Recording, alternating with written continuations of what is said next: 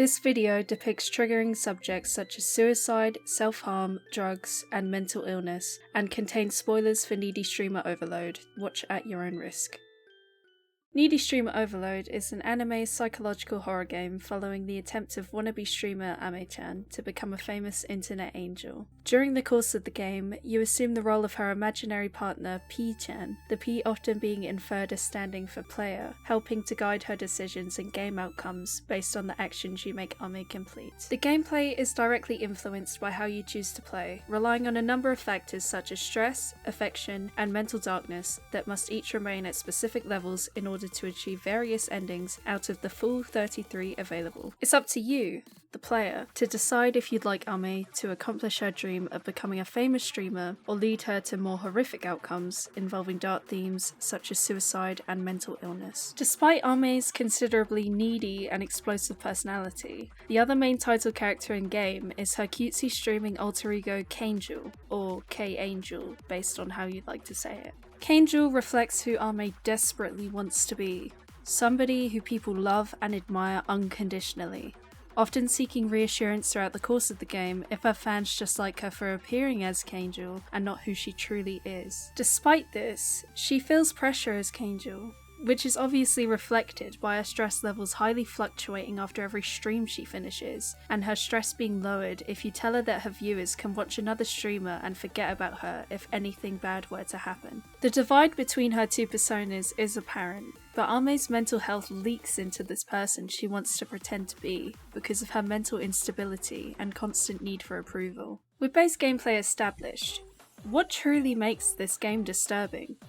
Sure, the concept of mental illness carries a lot of stigma, and suicide is very often considered bad, but what makes this game truly dreadful is not just Ame's reliance on drugs, or her need for self-harm and social media attention.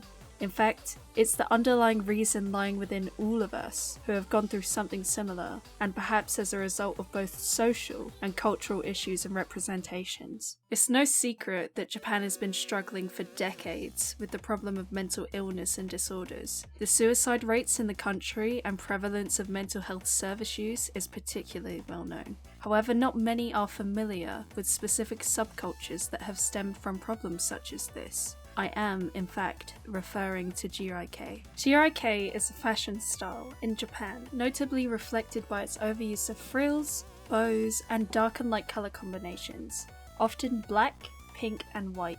The direct translation is a reference in itself to mentally ill women in Japan, translating to landmine style, and reflects a population associated with drug abuse, self-harm, alcoholism, and hypersexuality. To be associated with GIK is inherently negative, and most often than not, people will question your mental state if you should ever decide to dress in the style, with a lot of GIK influencers having to establish that they do not struggle with bipolar disorder, a mental health condition commonly associated with the style. The roots of GIK will always have its impact on its impression in current society, originally rooting itself into criminal gangs such as the Toyoko Kids, an infamous group of teenage runaways based in entertainment district Kabukicho, furthering the negative stereotypes surrounding the subculture. But how is this relevant? I hear you ask from the opposite side of the screen. If you haven't noticed already, Ame is the archetype of a GIK girl. This becomes apparent in not only her fashion,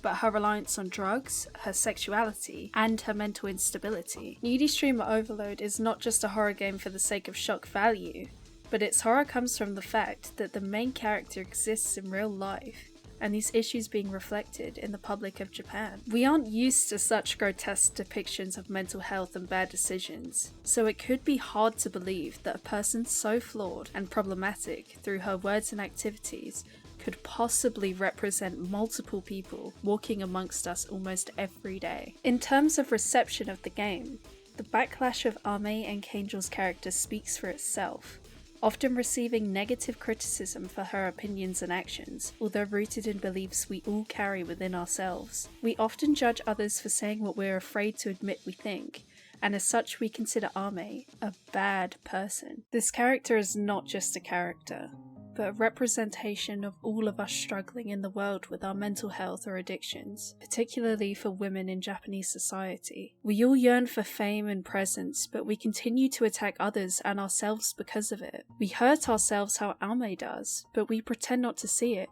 It's evident that despite our advances of love and acceptance, there will always be an underlying stigma regarding mental health, which has only been proven by the reception and critiques of this game. In the midst of it all, I truly believe the horror of this game is not because of its graphics or shocking endings, but because we are scared to acknowledge that these issues truly exist in the real world for many. It scares and comforts us interchangeably because we know we aren't alone, but we feel crazy seeing it from a separate perspective. Of course, if you haven't experienced any kind of mental health issues or struggled from addiction, it is hard to perceive. But for those who have, this game is a mirror to the darkest parts of their mind, and that is what we're truly scared to confront. Thank you so much for watching today's video.